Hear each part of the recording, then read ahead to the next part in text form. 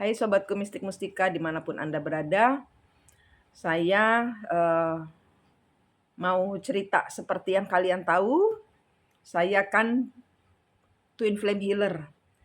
Twin flame itu apa? Twin flame itu adalah kembaran jiwamu sendiri. Twin flame itu bukan pasanganmu, bukan.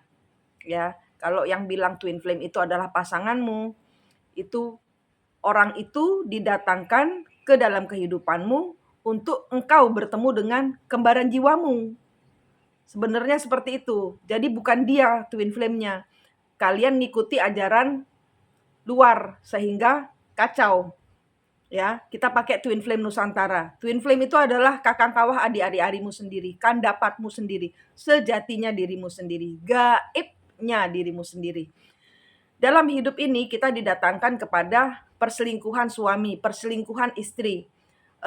Anda berbisnis, ternyata Anda ditikung, atau orang yang menjanjikan mau bayar nggak bayar-bayar, atau itu twin flame ya, atau anak ke ibunya ya, ada siklus yang mungkin antara eh, bapak dengan anak, kemudian mungkin ada kakak gitu ya. Jadi itu siklusnya leluhur yang Anda pakai sebenarnya tuh seperti itu ya. Jadi pada saat Anda dapat cerita tentang yang aneh-aneh ini yang tidak bisa Anda logika, Anda harus ketemu kembar jiwanya Anda.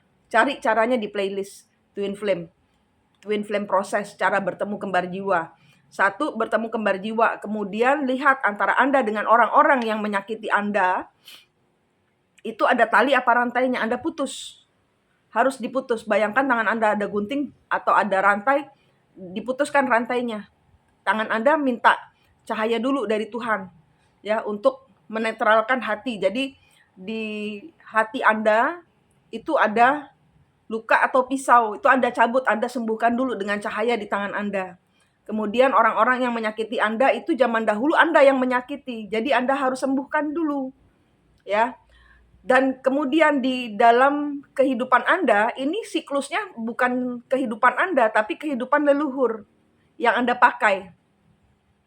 Jadi jangan salah, ini siklus yang harus Anda tuntaskan karmanya, leluhur Anda gitu ya. Jadi jangan lagi saling sakit menyakiti. Kalian kalau sudah berpasangan kemudian Anda memutuskan untuk mundur, jangan langsung jadian sama orang. Kenapa? Karena mungkin itu adalah tes kesetiaan kepada Tuhan. Karena perjalanan jiwa adalah tentang Tuhan. Adalah tentang pencapaian level-level yang harus Anda buka pintu-pintunya sampai Anda menjadi sempurna di hadapan Tuhan. Dan ini pemaksaan. Tidak boleh ada kontrak yang Anda tidak tahu kapan Anda tanda tangani, tapi sudah terstempel di kehidupan Anda yang Anda harus selesaikan. Paham ya? Nah, berkaitan dengan twin flame, saya tahu saya mau dapat tes. Saya tahu, saya udah dikasih tahu. Orang ini datang, ya. Saya disuruh buka Tinder, aplikasi dating site. Saya masuk di Tinder, ketemu sama orang India. Orang India ini datang dari jauh dari India, datang ke tempat saya. Saya ajarin ketemu kembar jiwanya karena dia orang spiritualis juga, spiritualis India, dan saya sudah tahu di belakangnya dia ada siapa. Nah, terus kemudian dia bercerita, dia punya istri, punya anak, dan kemudian dalam kehidupan berseksual mereka itu kurang harmonis sehingga istri menghadirkan orang kedua. Orang kedua ini ternyata pengacau rumah tangganya sehingga anak membenci bapaknya, terus kemudian hidupnya hidupnya dia juga bagaikan dalam neraka. Hidupnya si India ini bagaikan dalam neraka kedatangan orang kedua ini. Nah, saya udah suruh dia putus-putusin karena dia spiritualis tapi belum paham tentang ketemunya kembar jiwa yang kalau di kalau di Jawa itu dibilang kakang kawah adik ari-ari. Udah nggak ada ininya deh, ilmu Nusantara itu udah paling top. paling top, ilmu Nusantara saya nggak bilang kejawen, karena ilmu Nusantara ini adalah ilmu kumpulan dari berbagai macam suku. Kalau saya bukan kejawen, saya nggak ngerti apa-apa soal spiritualis, saya nggak ngerti apa-apa soal agama, saya bukan orang beragama, saya cuman bangsat bertobat. Bajingan bertobat saya ini, gitu. Jadi saya dipukul, saya pun mengalami narsisis. Saya mengalami, saya sembuh. Saya narsisis. Saya narsis dan saya sembuh dari narsis. Ilmu-ilmu yang saya ajarkan adalah hasil dari kejadian-kejadian yang berlaku di dalam kehidupan saya yang sudah berhasil saya sembuhkan. Sudah berhasil. Kemudian orang India ini datang menceritakan permasalahannya. Dan kemudian kok sama ceritanya dengan saya dan suami saya. Saya sebagai istri kedua yang menjadi neraka. Yang jadi nerakanya. Saya begini. Kalau kita bercerai, kalau kita meninggal, itu belum tentu karmanya itu selesai. Ya, jadi ceritanya nih India ini saya udah ngelihat di belakangnya dia. Terus saya suruh dia ngelihat sendiri di belakangnya dia ada siapa, ada kakeknya. Dan dia lihat di dada saya ada pisau. Berarti terus ada rantai. Berarti kalau rantai itu karma. Dia langsung bisa dengan mata terbuka, dia langsung selesaikan tugas-tugasnya dengan berani gitu loh. Pokoknya tatak gitu loh. Sudah tek gitu loh. Lain kalau sama orang-orang Indonesia yang baru-baru. Nah dia karena mungkin orang spiritualis dan dia nggak mau kelihatan rendah ya di hadapan saya yang cuman perempuan yang bukan spiritualis dan bukan agamais ini gitu loh ya. Jadi dia udah sok keren gitu ya, sok menjadi seorang Brahma gitu kan. Nah, dia bilang dia ke Pura Besakih ya, dia ke Pura Besakih. Aduh, saya cerita begini dada saya sakit. Sebenarnya leluhur saya ini terluka. Kenapa? Karena di belakang dia itu kan India ya. India itu kan ada Raja Udayananya juga kan. Raja Udayana ini berselingkuh dengan Parwati, pembantunya dari Mahendra Datta. Jadi Ibu Mahendra, kalau di Bali, kalau di Indonesia namanya Mahendra Datta. Ratu yang membangun kerajaan secara besar dan tidak pernah diakui karena kehadiran orang ketiga. Sakitnya bukan main ibu ini. Sakitnya bukan main. Penuh dendam. Ini saya langsung sakit dada saya menceritakan.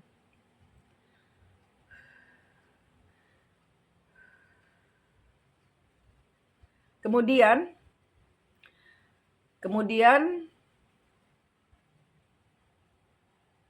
saya di belakang saya cuman ada perempuan yang terluka.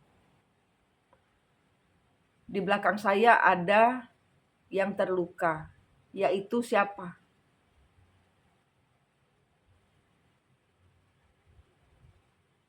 Istri keduanya. Istri kedua itu adalah istri pertamanya di zaman dahulu. Jadi kalau kita didatangkan orang ketiga ya, kita suami menghadirkan istri pertama dan ada istri kedua, ada orang lainnya. Sebenarnya ya, suami itu ketemu dengan jiwa lamanya, ini adalah pasangan, bukan pasangan sesungguhnya, tapi pasangan pembayaran karma. Kenapa? Karena zaman dahulu si istri pertama ditinggalkan untuk orang ketiga. Sekarang kehidupan ini dibalik si istri pertamanya, rohnya istri pertama itu masuk di orang ketiga sebagai pengacau. Kenapa? Balas dendam. Tadi sudah saya putuskan si istrinya dia dengan anaknya, kemudian anaknya dia menjauhi dia. Jadi karma tidak datang dari perempuan, tapi datang dari anaknya. Tadi saya sudah suruh minta maaf sama anaknya. Ada rantai antara dia dengan anaknya yang sudah dia putuskan. Ada hatinya dia yang terluka, dia sudah sembuhkan. Dia sudah saya suruh minta maaf. Seperti itu perjalanan pembayaran karma. Kalau di belakang kalian ada leluhur, itu bukan petentang memainkan Anda sebagai Raja Udayana, enggak. Atau Anda sebagai Krishna, enggak. Krishna itu punya masalah. Anda harus atretkan, Anda harus gelontorkan, naikkan. Ya. Dimensi manusia itu dimensi ketiga. Dimensi leluhur itu dimensi kelima. 4 itu kembaran jiwa kita, sowongnya kita, bertuhan-tuhannya itu ada di 4. Apa ya, kayak blank spot yang kita harus nol di hadapan Tuhan itu ada di dimensi 4. Kita harus mundurkan ke 4, kita sucikan dulu leluhur karena zaman dahulu bertengkar terus karena Udayana dan Mahendra Datta meninggal pun secara mengenaskan. Dan Udayana pun meninggalnya dalam kondisi dia merasa bersalah kepada istri pertamanya. Jadi dimundurkan dulu, dinaikkan ke 6. Jadi tugas Anda itu atretkan leluhur Anda, mundurkan di 4, disowongkan dulu, dibersihkan dulu energi leluhur, dicabut-cabutin pisau-pisaunya, baru dengan energi doa. Anda hanya perlu berdoa. Anda menaikkan leluhur ke 6, bersama-sama dengan leluhur naik ke 6. Kalau Anda mengulang siklus, ya, India ini datang kepada saya dari Tinder yang disuruh oleh leluhur. Jadi dia dipanggil sama leluhur dari Tinder yang saya buka. Khusus untuk memanggil leluhur-leluhur karena ada leluhur-leluhur yang ingin ini sudah nyebrang ke India. Dari Bali ke India, portalnya sudah buka melalui orang India ini tanggal 9 dia datang. Tanggal 9 dia datang di Bali. Baru hari ini dia datang ke rumah saya. Nah, tadi sudah penyelesaian siklus. Sudah dia putus-putuskan, sudah dia minta maaf ke anaknya, sudah dia minta maaf ke istri pertama, sudah minta maaf ke istri kedua, segala luka-luka hatinya dia pun sudah sembuh. Dia sudah minta maaf sama leluhur saya di belakang saya, yang dimana adalah Ibu Vasavadatta, yang mana Ibu Vasavadatta adalah ibunya Raja Airlangga, dimana adalah istrinya dari Raja Udayana. Nah, saya nggak ngikutin ceritanya yang di Nusantara daripada saya salah ngomong. Saya ngikutin ceritanya yang di India aja, ya. Jadi pada saat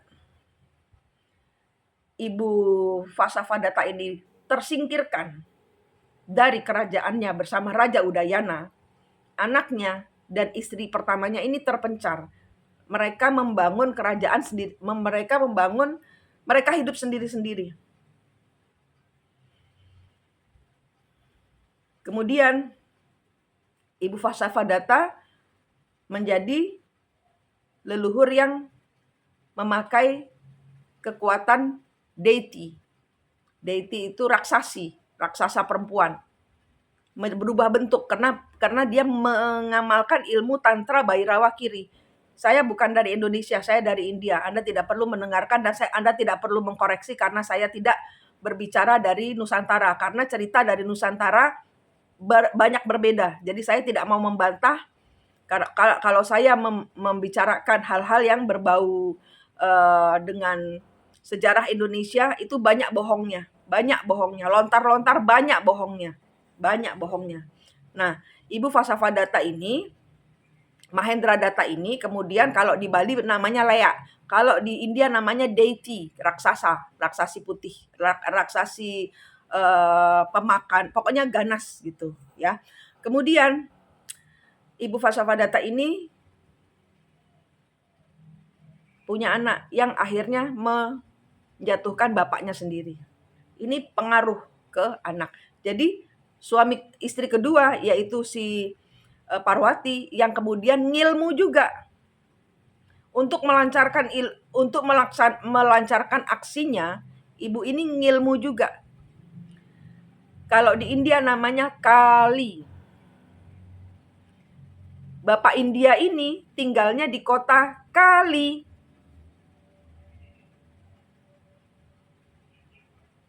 Kok bisa kebenaran? Nggak ada yang kebenaran. Semua dalam hidup ini adalah siklusnya leluhur. Yang saya ajarkan adalah kita memakai siklusnya kita sendiri. Karena kegagalan-kegagalan yang diulang-ulang terus di dalam kehidupan kita itu punya leluhur, bukan punya kita. Kita minta sama Tuhan kontrak baru setelah kita membersihkan diri, ketemu kembar jiwanya, menyelesaikan urusan yang belum selesai di antara leluhur, membayar karmanya leluhur, tenang dengan energi Anda sendiri yang sudah berubah. Karena orang-orang yang sudah ketemu kembar jiwanya itu mereka akan langsung berubah. Lebih paham. Jadi awaken itu adalah Anda kalau sudah ketemu kembar jiwanya. Kalau Anda belum ketemu kembar jiwanya, belum awaken, belum kesadar, belum. Awaken itu kesadaran bahwa Anda menyadari diri Anda sendiri. Anda sadar, Anda bisa lihat diri Anda sendiri. Anda bisa mencabut luka-luka hati di dada Anda. Bisa membersihkan. Bisa merawat, bisa memeluk, bisa minta maaf. Harus minta maaf sama diri sendiri. Itu yang namanya awaken itu. Sadar. Nah, saya lanjut ya. India ini kemudian dia tinggal di Kali. Udah saya sebut ya. Sudah saya bilang Bapak India kamu harus menyelesaikan pembayaran karma selama 3 sampai 5 bulan dengan cara berderma cahaya. Saya ajarin, kamu bawa keranjang, keranjangnya isi dengan berlian, berliannya naikkan ke langit. Isi dengan cahaya Tuhan, dia bisa melihat, dia bisa, wah, surprise dia. Kok saya bisa gitu. Jadi dia spiritualis tapi tidak pernah sampai ketemu kembar jiwanya seperti ini. Belum pernah ketemu gaibnya dia sendiri seperti ini. Kemudian saya ajarin berderma cahaya. Ambil satu berlian, disuapin ke musuh-musuhmu. Itu caranya berderma cahaya. Kemudian keranjang di tanganmu ini jadikan 2. Taruh di tempat-tempat wingit keramat, kuburan, tempat keramat, pohon-pohon besar yang banyak katanya ada kerajaan jin. Kasih berlian. Ini untuk semua leluhur di sini. Jangan ganggu. Nih, saya sempurnakan kematianmu. Kemudian berikan doa. Yang Muslim mungkin bisa kirim Al-Fatihah, yang Kristen, Hindu, Buddha mungkin bisa apa doanya akan ada sendiri. Pokoknya kasih doa sama berlian. Itu cara Anda berderma cahaya tuh seperti itu. Bukan dengan kirim-kirim uang. Kalau kirim-kirim uang itu 3 dimensimu.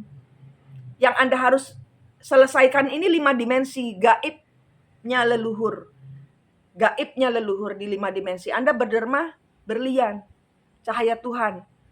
Kan kayak seperti macam cahaya Tuhan itu Anda kasih masuk dalam kapsul gitu loh. Jadi Anda suapin itu. Anda sempurnakan kematiannya para leluhur-leluhur. Anda sembuhkan luka-luka hatinya. Itu cara Anda. Nah, kemudian saya lanjut lagi. Saya udah bilang kita ketemu nanti akan ada penyatuan, dia bilang gitu. Ya, saya setuju. Penyatuan secara 5 dimensi. Ya, saya setuju. Saya sudah punya suami, saya tidak akan selingkuh. Saya di Tinder, saya sudah bilang, saya di aplikasi cuman disuruh leluhur untuk mencari yang perlu dicari, yang ketarik untuk bertemu dengan saya gitu. Karena kan saya ada energi menarik untuk leluhur-leluhur yang passing by, yang lewat-lewat gitu loh. Karena ini leluhur Nusantara ingin membuka portalnya dengan dunia. Gitu. Jadi India pertama dibuka dulu India. Kok dia bilang gini? Udah nih ya, udah selesai acara memutuskan kutuk dan karmanya. Terus dia bilang minta bobo. Dia bilang boleh nggak kalau bahasanya, bahasa yang alusan tuh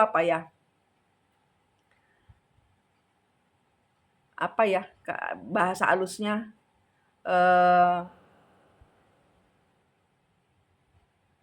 berintimasi ya gitu loh. Berintimasi dengan kamu mau nggak? Kan kamu istri saya zaman dahulu. Kalau saya sedang mencari istri nomor 3. Saya bilang, kamu 3 sampai 5 bulan harus bayar karma. Kalau bayar karma nggak boleh selingkuh. Saya udah suami orang. Saya nggak bisa ditidurin lelaki lain. Kalau saya ditidurin, saya tidur dengan lelaki lain, itu saya selingkuh. dosanya double. Seharusnya leluhur ini sudah saya selesaikan karmanya, kok saya nambahin karma. Terus kemudian dia berubah. Dia apa, chanting itu apa, kayak bermeditasi yang dengan suara itu loh, gitu ya. Dia bermeditasi yang dengan suara, terus saya minta tangan kamu gitu. Oh, perang gaib. Perang gaib saya sama dia. Jadi saya mau ditaklukkan untuk ditiduri lah ibarat kata gitu. Tapi kan saya udah bilang, nggak bisa. Karena yang saya lihat kamu nggak ngelihat. Di belakang kamu itu udah banyak rombongannya, pasukannya Ibu Vasavadata yang marah sama Raja Udayana. Nunggu pembayaran karmanya Raja Udayana. Kok kamu? Kok kamu begitu? Tarung gaib. Wah, saya begini, Tuhan, saya nggak bisa apa-apa, orang ini kok energinya nyedot ini gitu. Langsung saya kunci diri saya gitu. Jadi kalian kalau tutup diri kalian, kan saya sudah sering ya ajarkan.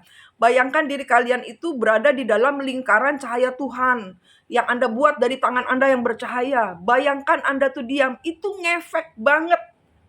Ngefek banget karena yang dia sedot sinar Tuhan. Saya tahu dia nyedotin saya. Saya tahu dia mau masuk gitu ya dengan ilmu-ilmunya dia untuk menaklukkan gitu ya, untuk bisa tidur dengan saya. Saya tahu. Tuhan, iki wong iki apa? Oh. Dikongkon bayar karma kok. Nambah karma. Jadi itu estafet. Tahu? Itu leluhurnya dia mau estafet karma. Kalau kalian, istri, suami, yang ketemu dengan orang ketiganya, pastikan tidak bentrok energi. Kenapa? Karena dia datang kepada Anda hanya harus memaafkan dia. Kenapa? Seperti saya, leluhur saya ditendang dari kerajaan gara-gara dia menghadirkan gundik. Bukan selir, gundik. Kemudian mau terulang lagi ke saya. Itu dia seperti memberikan, dia harus 3-5 bulan membayar karmanya. Dia mau saya ngulang siklus. Estafet, ayo kamu tidur sama saya. Kalau kamu saya tiduri, estafet. Karmanya pindah di saya. Paham? Untuk tidak berdosa pada saat Anda pembayaran karma. Pada saat Anda sudah beristri dan sudah bersuami, tongkat karmanya pindah ke kamu. Jadi Anda yang dihadirkan oleh, lihat di belakang Anda itu ceritanya bagaimana. Karena mereka leluhur-leluhur yang berada di belakang kembar jiwa bisa ditanyain, apa yang terjadi dalam hidup saya? Karma apa yang harus saya bayar? Zaman dahulu leluhur iki ngapain? Kok saya kebagian jatah bayar karmamu? Saya sudah bersuami, tidur sama dia. Dia lagi bayar karma. Ya estafet dong, karmanya pindah ke saya, dia bebas. Paham? Untuk tidak berdosa di tengah pembayaran karma. Karmamu atau karma orang lain, Anda jangan ikut campur. Mundur. Saya bilang, kalau kita mau tidur, tunggu saya selesai dengan suami saya, tunggu kamu selesai 3-5 bulan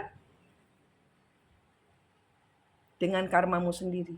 Oke, saya selesaikan 5 bulan, saya akan menikahimu, katanya dia gitu. Kita lihat, nanti kamu kalau sudah saya selesai bayar karma, akhirnya dia kalah. Akhirnya setelah dia nyedot energi saya. Lah energi saya penuh dengan cahaya. Ya dia kalah lah. Ya dia kalah. Siapa yang bisa mengalahkan Tuhan? Siapa yang bisa mengalahkan sinar Tuhan? Kan saya berada di dalam lingkaran. Kan saya nggak bisa apa-apa. Yang melindungi saya adalah cahaya Tuhan. Paham? Saya nggak bisa apa-apa. Saya nggak sanggup apa-apa untuk mengalahkan ilmunya orang-orang yang canggih-canggih, yang sakti-sakti. Saya bukan tandingan kalian. Saya nggak bisa apa-apa. Tapi untuk memposisikan diri saya sebagai seorang istri yang sudah bersuami, yang suaminya main gila, jangan sampai tongkat estafet karmanya pindah ke kamu. Ini saya tujukan untuk Anda yang punya masalah dengan saya. Jangan sampai tongkat estafet karma pindah ke kamu.